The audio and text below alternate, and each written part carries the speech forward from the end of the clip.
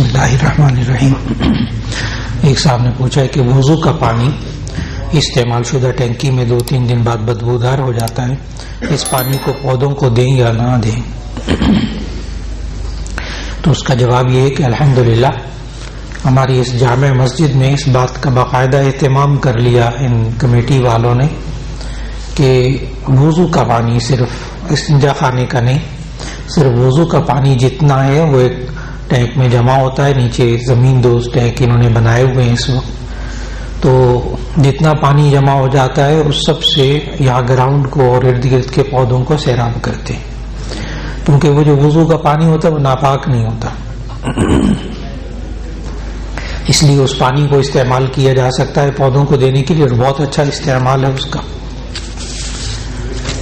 ایک صاحب نے کہا کہ یہ جو کوئی خواب جی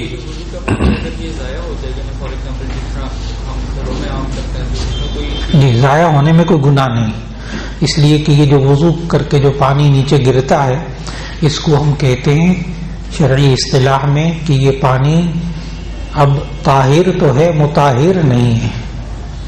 طاہر کہتے پاک ہے، پاک کرنے والا نہیں ہے. اس کا مطلب یہ ہے کہ اگر یہ وضو کا پانی جس سے وضو کیا ہے وہ پانی اگر جمع ہو جائے یا وہاں سے چھینٹیں کسی کپڑے پر گر جائے تو وہ کپڑا ناپاک نہیں ہوگا کیونکہ پانی پاک ہے. لیکن جس پانی سے وضو کر لیا نیچے جمع ہو گیا کسی برتن میں، اس سے دوبارہ کوئی بندہ وضو نہیں کر سکتا، اس لیے وہ بیکار ہے. اسے ضائع ہو جائے کوئی بات نہیں، لیکن کام میں لے آیا جائے تو بہت اچھا ہے.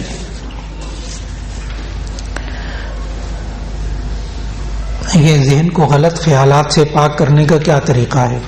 تو اس کا طریقہ یہ ہے کہ انسان کے ذہن میں جو برے خیالات آئے، غلط یعنی گناہ کے خیالات آئے، تو اس سے پہلے 2 چیزوں کا کرنا ہوگا اہتمام، اپنے سننے کی چیزوں کو اور اپنے دیکھنے کی چیزوں کو پاکیزہ بنانا ہوگا. اگر انسان سننے کی چیزوں کو بھی پاکیزہ بنائے، دیکھنے کی چیزوں کو بھی پاکیزہ نہ بنائے، پھر کہ خیالات پاکیزہ آئیں، یہ مشکل ہے. پھر اس لیے پہلے تو دیکھنے کی چیزوں کو پاکیزہ بنائیں، ماحول کو، دوست ساتھی اٹھنے بیٹھنے والے ان کو پاکیزہ بنائیں. لیکن اگر بالفرض کسی وقت میں ذہن میں برا خیال آ جائے تو اللہ تعالیٰ نے ایک نظام رکھا ہے. نبی صلی اللہ علیہ وسلم اس کا طریقہ بتایا کہ آپ اعوذ باللہ من الشیطان الرجیم پڑھیں، لا حول ولا قوت الا باللہ العلی العظیم پڑھیں، تو انشاءاللہ العزیز وہ غلط خیال، شیطانی وسوسہ وہ ختم ہو جائے گا.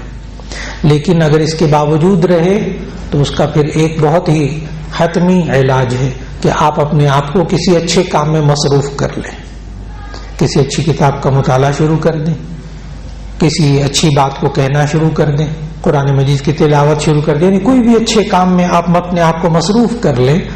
گارنٹی ہے کہ وہ برا خیال، غلط خیال نکل جائے گا. اس لیے کہ اللہ تعالیٰ نے انسان کے ذہن کو ایک ایسا برتن بنایا ہے جس میں ایک وقت میں ایک خیال رہ سکتا ہے، 2 نہیں رہ سکتے. غلط خیال کو آپ روک نہیں سکتے، روکنا چاہیے بھی نہیں، آپ روک سکیں گے بھی نہیں، بیکار کام ہے، نہ روکیں. آپ اپنے ذہن میں اچھے خیال کو لے آئیں، وہ برا خیال خود بہت نکل جائے گا. یہ اللہ کا نظام ہے، بہت آسان طریقہ لیکن کر کے دیکھنے والا.